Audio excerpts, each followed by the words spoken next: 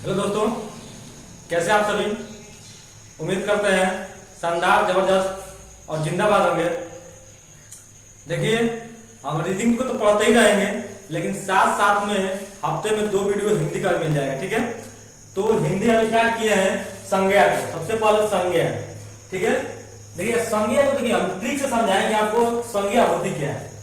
जैसे हम रीडिंग का ट्रिक बताते हैं वैसे ही सेम टू सेम इसमें आपको हिंदी का ट्रिक मिलेगा। ठीक है, देखिएगा। अगर वीडियो अच्छा लगेगा तो लाइक करिएगा, एक दूसरे के पास शेयर करिएगा। ठीक है, देखिए पहला ही क्वेश्चन बन जाता है कि संज्ञा। संज्ञा मूल रूप से कितने प्रकार की होती है। संज्ञा पूछेगा कि मूल रूप से कितने प्रकार की होती है, तो सभी का जवाब होता है संज्ञा कितने प्रकार की होती है, 5 प्रकार की। ठीक है, तो ये क्या है, हमारा आंसर नहीं है, गलत हो जाएगा। ठीक है, संज्ञा मूल रूप से 2 प्रकार की होती है। 2 प्रकार की कौन कौन? पहला यथार्थवाचक और दूसरा भाववाचक। ठीक है, ध्यान रखिएगा कि पहला कौन होता है यथार्थ और दूसरा क्या होता है भाववाचक संज्ञा। यथार्थवाचक किसे कहते हैं? यथार्थवाचक उसे कहते हैं कि जो दिखाई दे, जो दिखाई दे, जो दिखाई दे। ठीक है, अच्छा संज्ञा का मतलब होता क्या है? संज्ञा का मतलब होता है कि जो किसी का भी नाम हो, जगह का नाम हो, चाहे वो वस्तु का नाम हो, वो किसी का भी नाम को क्या कहते हैं, हम संज्ञा कहते हैं। जैसे हम ये कहते हैं कि मार्कर, ये क्या है, एक मार्कर है। ठीक है, ये क्या है, एक संज्ञा है। ठीक है, इसको भी हम संज्ञा बोलेंगे।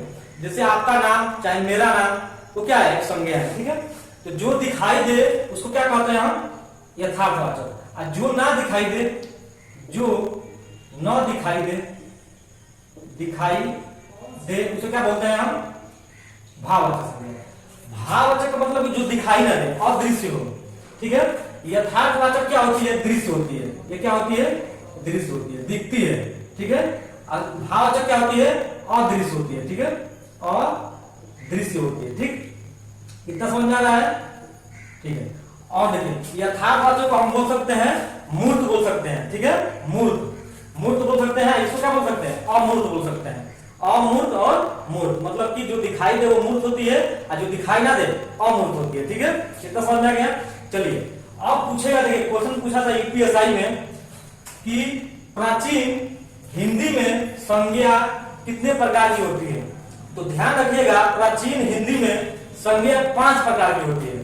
5 प्रकार की होती है। ठीक है, प्राचीन हिंदी में संज्ञा कितनी थी ये पूछा था, तो कितना था वो, 5 प्रकार का था। ठीक है, 5 प्रकार की थी। ठीक है, अच्छा 5 प्रकार प्राचीन में। अब इसको कैसे याद करेंगे हम, देखिए यहां पे याद करवाते हैं हम। देखिए प से क्या होता है, प से प्राचीन। ठीक है, देखिए प से प्राचीन और प से 5, मतलब कि प से प्राचीन में कितनी होती है, 5 होती है। ठीक है, इतना याद कर लीजिएगा बढ़िया से। प से क्या होता है प्राचीन और प से 5, मतलब प्राचीन हिंदी में संज्ञा कितनी होती है, 5 प्रकार की। ठीक है, यहाँ पे समझ जाएगा। देखिए तीसरा क्वेश्चन है, आधुनिक हिंदी में संज्ञा कितने प्रकार की थी। आधुनिक हिंदी का मतलब क्या, जो अभी इस समय चल रहा है, हमारे सामने जो चल रहा है प्रेजेंट में, आधुनिक काल इसलिए बोलते हैं।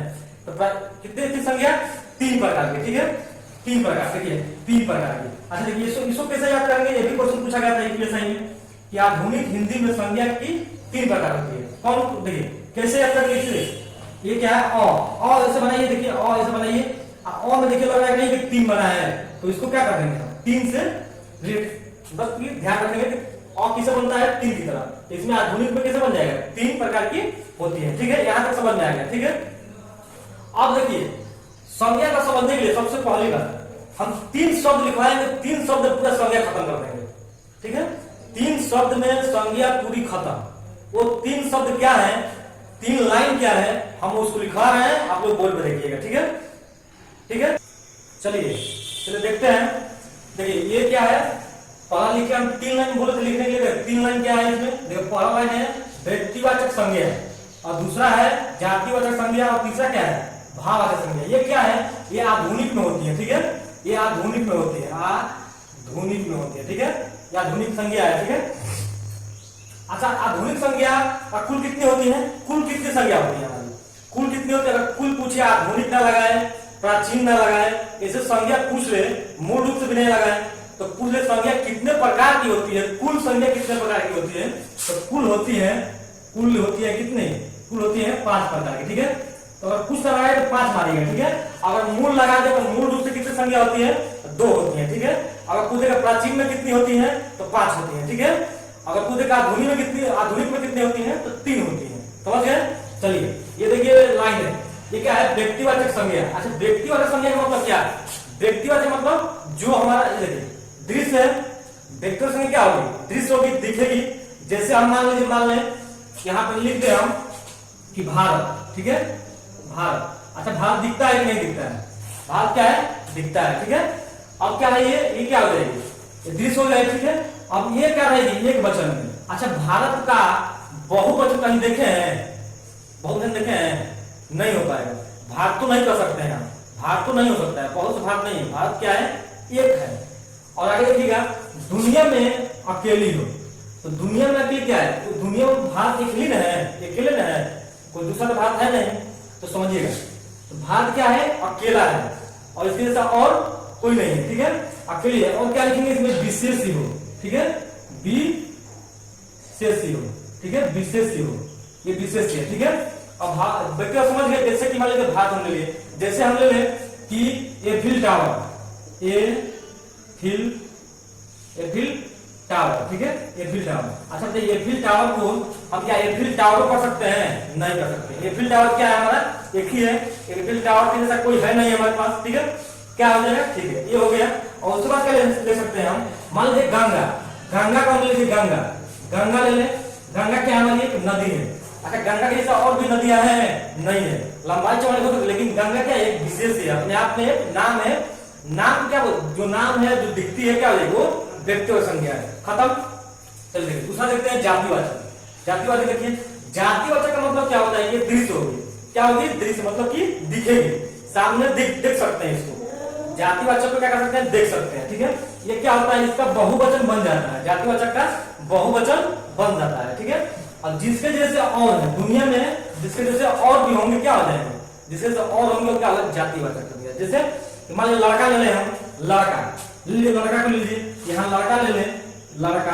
अच्छा, लड़का हो गया, ये क्या हो गया, दिखता है कि नहीं दिखता है, दिखता है, इसका बहुवचन बन जाएगा, बिल्कुल बन जाएगा, लड़के कर सकते हैं, ठीक है, बहुवचन बन गया।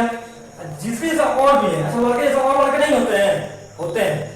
अगर लड़के में अगर किसी का नाम पकड़ लिया जाए तो क्या हो जाएगा, वो क्या हो जाता है, व्यक्तिवाचक संज्ञा हो जाता है, ठीक है, समझ आ गया। चलिए आगे बढ़ते हैं। और देखिए, भाववाचक का मतलब क्या होता है, भाव मतलब अदृश्य, भाव मतलब अदृश्य, भाव अदृश्य होता है। और क्या होता है इसका, ये क्या होता है, एक वचन में होता है, ठीक है। और क्या करते हैं, जिसे प्लेट में परोस नहीं सकते हैं, जिसको प्लेट में परोस नहीं सकते हैं, क्या हो जाएगा, वो क्या हो जाएगा, भाववाचक। जैसे हम मान लीजिए कि हम प्यार को महसूस कर सकते हैं, ठीक है, प्यार को महसूस करते हैं, उसको प्लेट में परोस नहीं सकते हैं। जैसे मान लीजिए प्यार है, प्यार को क्या करते हैं हम, इसको महसूस कर सकते हैं, प्लेट में परोस नहीं सकते हैं। अब मान लीजिए लड़का को, अगर लड़का है, लड़का को क्या करेंगे हम, प्लेट में परोस सकते हैं, लड़का को प्लेट में, जैसे जितना बड़ा लड़का है उतना प्लेट बनवा दीजिएगा, वो क्या हो जाएगा, उसमें समा जाएगा। अच्छा, हाथी को प्लेट में परोस सकते हैं, बिल्कुल, क्यों, क्योंकि हाथी के जैसा इतना बड़ा प्लेट बना के हाथी को उसमें बैठा दीजिए तो बैठ जाएगा, ठीक है।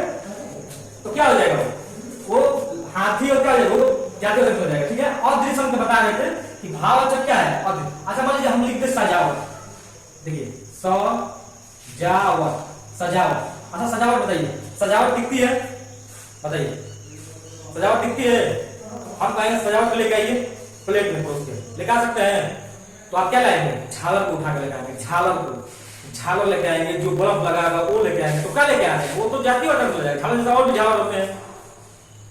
तो सजावट क्या है, हमारे भाववाचक संज्ञा है, ठीक है, जो हमको दिखाई ना दे, ठीक है। और क्या ले सकते हैं इसमें, मान लीजिए ले लें हम क्रोध को, देखिए क्रोध क्या है हमारा, क्रोध क्या है, दिखता है, वो अगर कोई गुस्सा रहेगा, गुस्सा में क्या होता है, गुस्से में उसका चेहरा दिखता है, ठीक है, चेहरा दिखता है, यानी गुस्सा हमको नहीं दिखाई देता है, गुस्सा क्या होता है, अदृश्य है, ठीक है। कहें गुस्सा को क्या करेंगे, क्रोध को, अच्छा गुस्सा को प्लेट में परोसिए ना, परोसा जाएगा, नहीं परोसा जाएगा, ठीक है। तो जिसको हम प्लेट में नहीं परोस सकते हैं वो हमारी भाववाचक संज्ञा है, ठीक है। उम्मीद करते हैं मैं ट्रिक अच्छा लगा होगा। और देखिए, इसको बेसिक से बताना होगा, हम बता सकते हैं, ठीक है। और बेसिक चलेंगे दूसरे क्लास में, आगे, ठीक है। अगर क्लास अच्छा लगा हो तो लाइक करिएगा, दूसरे के पास शेयर करिएगा, ठीक है। धन्यवाद।